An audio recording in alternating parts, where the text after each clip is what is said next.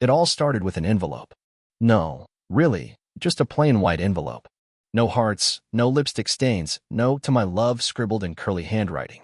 Just an envelope, lying half-tucked under a stack of grocery coupons and a real estate brochure we didn't request. I almost threw it out. Almost. Logan, my wife, called from upstairs. "Can you grab the mail? I'm running late." Running late was her new hobby, second only to pretending I didn't exist in our own home. Still, I picked up the envelope and flipped it over. No return address. Just my name on the front in handwriting that didn't look like hers. I should have left it. Should have tossed it into the recycling bin and gone on believing we were still us. But curiosity is a funny little trait. Looks harmless on the outside, like a cat, but it claws deep when it wants to. So I opened it. Inside was a single photograph. I blinked. At first, I couldn't even process what I was looking at. It was blurry, clearly taken from a distance, but the shapes and angles came into focus fast. Two people. A restaurant. One man, leaning across the table, touching her hand. My wife's hand. I know that look. I'd seen it across from me for 7 years. I saw it when she told me yes in a candlelit booth with a nervous smile and a glass of Pinot. I saw it the night we brought our dog home from the shelter, and she cried because she didn't think anything so scrappy and broken could be loved. It wasn't my hand she was touching in the photo. It wasn't my smile she was returning. The caption on the back was written in the same scratchy handwriting. "You deserve to know who she really is." I didn't storm upstairs. I didn't yell her name. I didn't tear the photo in half like I was auditioning for a dramatic scene on cable television. I did what any man does when he knows the iceberg is coming but still wants to enjoy the champagne. I made coffee. And I waited. When she finally came downstairs, heels clicking like nothing was wrong, she was wearing a navy pencil skirt and a silk blouse I hadn't seen in months. She looked polished, impressive. That kind of impressive you don't put together just to sit in a conference room with people who chew pins. "Everything okay?" she asked, slinging her purse over her shoulder. I handed her the coffee. "Yep." Mail came. She paused for half a second too long, just enough to betray her perfectly rehearsed rhythm. "What did we get?" she said, smiling like someone playing poker with a pair of twos. "Nothing important." And then I kissed her on the cheek and held that envelope behind my back like it was a knife, because I wasn't ready to confront her. Not yet. I wanted to watch the cracks widen. I wanted her to feel safe. Because before this is over, she's going to know what betrayal feels like, on the other side of the photo. The thing about betrayal? It doesn't show up wearing devil horns and a name tag that says, "Hi, I'm here to ruin your life." No. It strolls in quietly, looking beautiful, making breakfast, texting someone named Kara, with a little too much enthusiasm. The next few days after I found that photo, I played my part. Logan, the supportive husband. Logan, the guy who listens to her vent about work. Logan, who takes out the trash and smiles while doing it. I watched her closely, not in a creepy, pacing in the dark way, but in that calm, methodical way you do when you're mapping enemy territory. And I noticed the details, like how she started locking her phone. "Security update," she said with a laugh. Some coworker got hacked. Funny, she never cared about security when she was scrolling TikToks in the tub for 45 minutes. Or how her perfume changed. It used to be soft, vanilla, and sandalwood. Now it was sharper, louder. Like she wanted to leave a scent behind wherever she went, like a trail of breadcrumbs for someone who wasn't me. But I still hadn't confronted her. I was gathering. Which brings us to Saturday. She came downstairs dressed for brunch with the girls. And by girls, she meant that ever-elusive, always busy, completely untraceable group of friends I hadn't seen in over 6 months. "You look nice," I said, sipping my coffee. "Thanks," she said, grabbing her keys. "Don't wait up. Might get mimosas and do some shopping." I tilted my head. "You taking Kara?" Her hand froze on the doorknob. Barely a pause. But there it was. "No," she said, smiling too fast. "Just Megan and Ashley." "MMM." I nodded.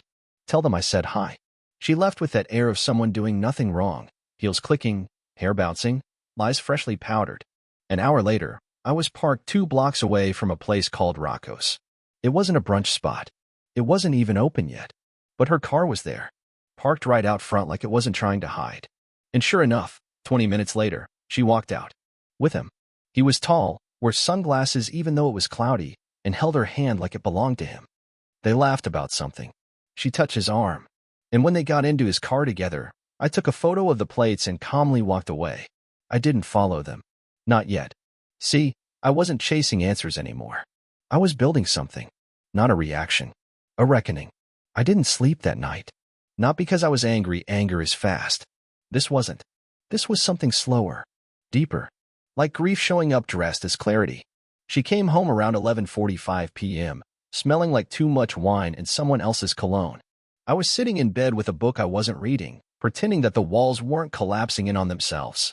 "Sorry I'm late," she said, kicking off her heels and avoiding eye contact. Megan got emotional. "One of those heart-to-hearts you can't really leave, you know?" "Of course," I said. Per Megan. "She okay?" "Yeah," she nodded too quickly. "Just life stuff." "Sure. Life's tough." I smiled and dog-eared the same page for the third time. She didn't notice. The next morning, I skipped the small talk and went for the throat. Not loud. Not aggressive. Just as simple. "Who's the guy from Rocco's?" She dropped her fork mid-bite. Scrambled eggs hit the plate with a sad, wet thud. What are you talking about?" "Tall guy. Blue Honda." You held his hand like he paid for it. I leaned forward. "That brunch, sweetheart." It wasn't very brunchy. Her face drained. She didn't even try to lie this time. That was what struck me. She wasn't surprised I knew. Just that I said it. "So that's what this is," she whispered. "A setup." "No," I said. "A reveal." She stared at me, lips parted, searching for some angle where she could still be the victim. "I didn't mean for it to happen," she said, eyes glassy. "He's just different. I feel seen." "Ah, the classics." "He sees you," I nodded. "That's good. I hope he enjoys the show." Silence. "You're not even yelling," she finally muttered. "What's the point?" I shrugged. "You already made your decision. I'm just updating the cast list." She looked away. "It's been over for a while, Logan. You know that." I did. But knowing doesn't make it hurt less. It just changes the shape of the pain. I stood up, grabbed my coat. "I'm going out," I said calmly. "Don't wait up." "Where are you going?" she asked, her voice small now. "To do what you never could," I said, pulling open the door. Tell the truth. Because what she didn't know. She wasn't just cheating on me. She was cheating with a married man. And I was about to knock on his wife's door. I found her on a Wednesday. Vanessa. That was her name. His wife. She lived in a cream-colored house with blue shutters and a hydrangea bush out front. It was the kind of house that says, "We believe in clean lawns and quiet suffering." A mailbox with their last name, Caldwell. His name was Matthew Caldwell. Yeah, Matthew. A name that sounds like it comes with expensive cologne and an allergy to guilt. I parked across the street. Sat there for a few minutes, engine off, heart strangely calm. This wasn't revenge. Not yet. This was an introduction. At 5:12 p.m., she pulled into the driveway. Black SUV. Grocery bags in the back. Hair in a ponytail, blazer still buttoned. She looked like she'd just come from a long day of being underappreciated and slightly exhausted. Perfect. I got out, crossed the street. Knocked once. Then twice. She opened the door with that forced politeness that every suburban wife has mastered. Yes. I smiled. Not warm. Not cold. Just steady. "Hi. Are you Vanessa Caldwell?" She blinked. "Yes. My name's Logan. I think we need to talk about our spouses." That was all it took. The color drained from her face like someone had pulled the plug on her circulation. She didn't invite me and she stepped aside. Wordlessly. We sat at a round table by a window. I noticed there were no family photos. Just candles and decorative bowls full of meaningless objects. It told me everything I needed to know. She didn't ask how I found her. She didn't deny anything. She just said, "How long have you known?" "About a week," I said. "But I think it started before that." She nodded like she had just remembered how to breathe. Then she reached into a drawer beside her and pulled out a manila folder. Inside? Printouts. Screenshots. Hotel receipts. "You're not the first to show up," she said, voice flat. "You're just the first husband. Most of the women he cheats with are single." I stared at her. "So, this is normal?" "No," she said bitterly. "Just frequent." She looked tired. Not sad. Just used up. Like she had been running the same race for too long and the finish line kept moving. "Why stay?" I asked, not a judge, just to understand. She gave a soft, mirthless laugh. "You ever build a life with someone, piece by piece, and then realize the foundation was made of sand? But it's your sand, and you can't bring yourself to bulldoze it." I nodded. I knew that feeling all too well. She poured us both a glass of water. The way you do when you're trying to be civilized while your whole world is crumbling behind your eyes. So, she said, what now? That was the question, wasn't it? I pulled out my phone, opened the gallery, showed her the photo, the one with Matthew and my wife, hand in hand, grinning like they were auditioning for a toothpaste commercial. She didn't flinch. She just reached into her own phone and returned the favor. There they were, my wife and her husband. Different day, same behavior. A selfie at a bar, her head on his shoulder. A caption that read, when it feels right, it is.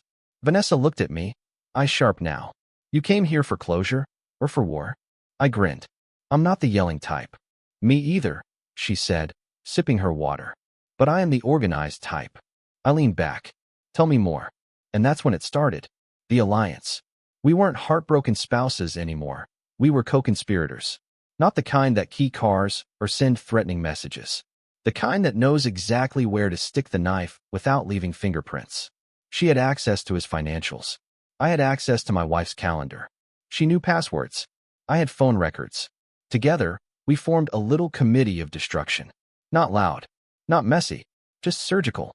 The best revenge, after all, isn't chaos. It's clarity. Before I left, I turned to her at the door. Are you sure you're up for this? She didn't even blink. He once told me he'd never lose me, no matter what he did. I raised an eyebrow. Sounds confident. She nodded. Let's take that away from him. We shook hands. Two strangers, now bound by betrayal and a shared desire to redefine closure. By the time I got home, the house smelled like garlic and self-deception. She had made dinner. Penne with vodka sauce. A peace offering in a ceramic bowl. You okay? She asked, watching me carefully. Yeah, I said, setting my keys down. Had a meeting. She tilted her head. For work? No, I said, smiling just a little. Something personal. I kissed her on the cheek and sat down. She didn't know that the countdown had started. And I wasn't counting days. I was counting moves. There's something about pretending that makes you feel powerful. Pretending not to know. Pretending to forgive. Pretending to be the same man she thought she married. Even while the new version of me was quietly unscrewing the bolts holding her world together. I became a master of small talk. Of casual smiles. Of letting her speak while I listened like I was still invested. The thing about people who cheat? They want to be forgiven without asking for it. They want to be wrong, but not confronted. Guilty, but never sentenced. So I gave her exactly what she wanted, on the surface. Below the surface? Vanessa and I were busy architects. We met weekly, sometimes in coffee shops, sometimes in the back booth of a quiet diner that smelled like old bacon and stronger decisions. She brought spreadsheets. I brought bank records. We compared stories, mapped patterns, built a timeline. Turns out, Matthew was even worse than I thought. Business trips that weren't business. Credit card charges at spas and boutique hotels. Once, a lingerie store where I knew my wife hadn't shopped for me in years. Vanessa had voice recordings. The kind you accidentally collect when your Bluetooth car stereo auto-pairs mid-conversation. One of those modern miracles that cheaters always forget. My favorite recording was a brief one. Just 18 seconds. My wife's voice. I'll tell him I'm at Megan's. He buys it every time. Matthew, you're a magician. Yeah, a magician. Sawing a marriage in half without asking for applause. Vanessa played it once and never again. We didn't need to. It was already burned into both of us. You ready? She asked, glancing at me over the rim of her coffee mug. I nodded. Let's start pulling the threads. I began with Megan. Now, let's be clear, I had no beef with Megan. But when you choose to be someone's human alibi, you volunteer as tribute. One evening while my wife was out catching up with Megan over tapas, I texted her. Me, how's dinner going? Megan, great. Just ordered sangria. Wish you were here. That was cute. Especially since Megan's car was parked in her driveway, and I was sitting across the street watching her help her toddler out of a car seat. I took a photo of it. Sent it to Megan. Me, cute sangria. She didn't reply. But I got a very anxious, can we talk? Text from my wife that night. I said I was tired. The next morning, the kitchen was filled with tension and waffles. She smiled through it. I let her, because this was Act 1, and I was just warming up. Vanessa played her part, too. She invited Matthew to a fake couples retreat, said it was for rebuilding connection. He agreed, reluctantly. But then, 2 days before the trip, she dropped the hammer. I've invited another couple. Friends of mine. You'll like them. He grumbled. But she held firm. She knew how to play obedient just long enough. And when he showed up to the retreat cabin with his weekend bag and his smug, sun-drenched grin, there I was, standing in the doorway with a duffel bag and a smile so sharp you could butter toast with it. Small world, I said. His face dropped. He turned to Vanessa. What is this? She stepped past him, calm as ever. An intervention. He didn't speak. Not right away. Just stared between us like we'd broken the script. I think you both need to go, he said, voice clipped. Yeah, I said, stepping forward. Except it's our cabin. That part was true. Vanessa had booked it weeks ago. Joint card. Her name. No shared access. This is insane, Matthew said. Vanessa tilted her head. You know what's insane? Lying to two people who once would have done anything for you. He stormed off to the car, muttering about lawyers. The usual noise. He didn't know Vanessa had already filed. He didn't know about the prenup clause that penalized infidelity with a loss of property rights. He didn't know about the email she'd sent herself from his phone weeks ago, admitting to the affair. And he definitely didn't know that Vanessa had changed the locks while he was packing for the retreat. That same weekend, my wife texted me 7 times. Where are you? Can we talk? I just feel like you're not present anymore. Present. Funny word, coming from a woman who had been gifting her loyalty to someone else. I didn't reply until Sunday. We should talk. She came home from yoga, hair wet, face scrubbed clean of whatever guilt she still thought she could hide, and found me in the living room. I know, I said before she could begin. About everything. She sat down slowly. I didn't mean. You don't have to explain. I cut her off gently. I've already talked to him. She flinched. To who? To your magician. I let the silence stretch until it started to hum. Then I stood up, grabbed a folder from the end table, and dropped it in her lap. Inside, photos, hotel receipts, copies of the texts, audio transcript from Vanessa's recording. She didn't even flip through it. She just stared at the cover like it might bite her. You planned this, she whispered. No, I said, walking to the door. I executed it. She looked up. Where are you going? I smiled. To enjoy something I haven't had in a long time. Peace. She didn't cry. That would have taken honesty. But her silence was satisfying enough. Because in that moment, she knew. The man she thought would crumble was already 10 steps ahead. 2 weeks after I handed her that folder, things began to crumble publicly. She still hadn't told her friends. Why would she? Admitting you blew up your marriage for a guy who now wouldn't even answer your texts isn't the kind of thing you post on Instagram. So I told the truth for her. Strategically. No smears. No shouting. Just documents. I mailed 2 manila envelopes.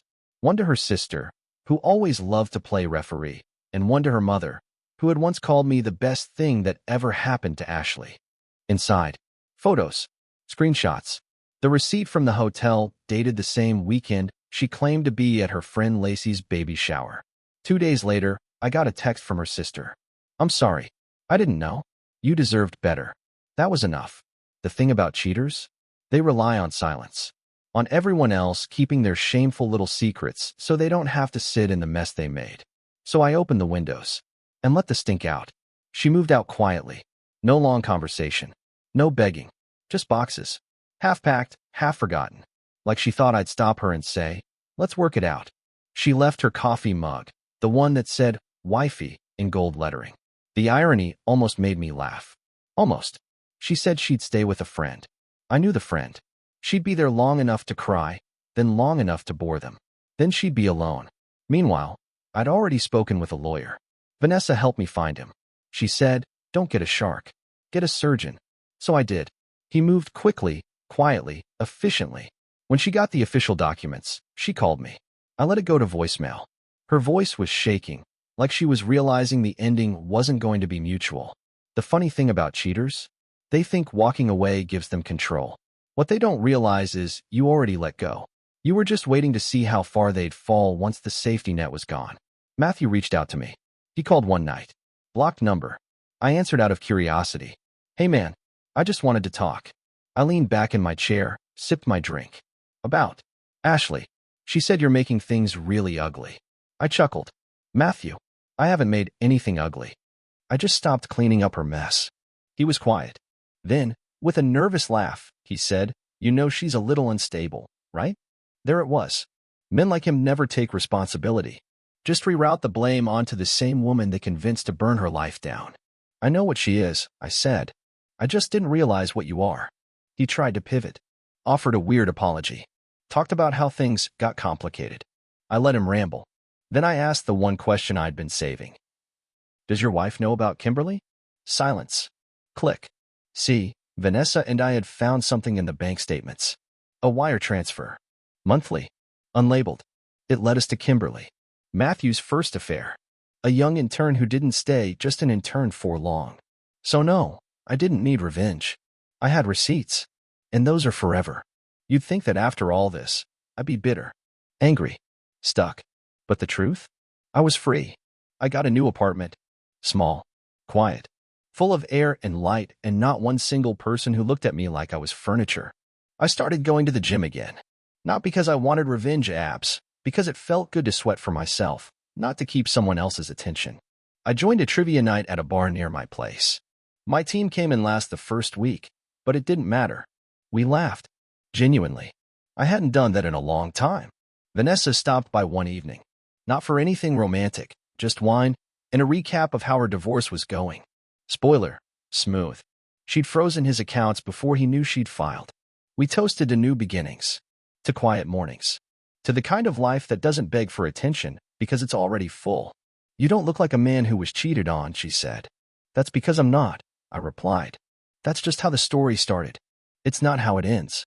3 months after the divorce was finalized, Ashley tried to meet me for coffee. Just to talk, her message said. I agreed. We met at a corner cafe. She looked tired, faded, the kind of tired that makeup doesn't fix. She smiled like I was a familiar coat she used to love but outgrew. I just wanted to see how you're doing, she said. I'm doing well, I answered. Thanks for asking. She hesitated, looked down at her cup. I didn't mean for things to go the way they did. I know. I still care about you, she said. In my own way. I nodded, but not in the way that mattered. Silence. I miss what we had, she whispered. I looked her in the eye. Calm. Unflinching. No, you miss who I was when I believed in you. And with that, I stood up. Left a 5 on the table. Walked away. I didn't look back. Because revenge doesn't always come with broken glass or slammed doors. Sometimes, it's just a quiet exit. And the knowledge that the life she tried to destroy is now the one she'll never get to be part of again.